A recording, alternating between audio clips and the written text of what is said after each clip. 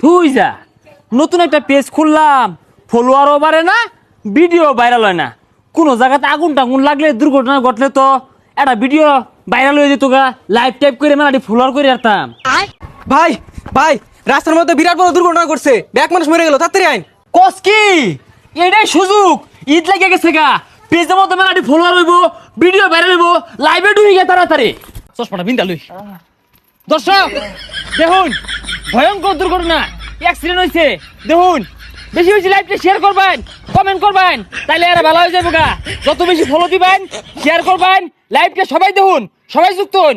দেখুন কেনতে কত বড় দুর্ঘটনা করছে ভাই। দুর্ঘটনা কিভাবে ঘটলো?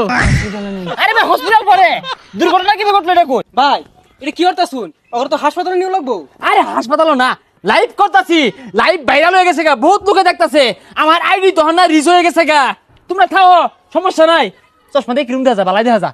আল্লাহ হাফেজ।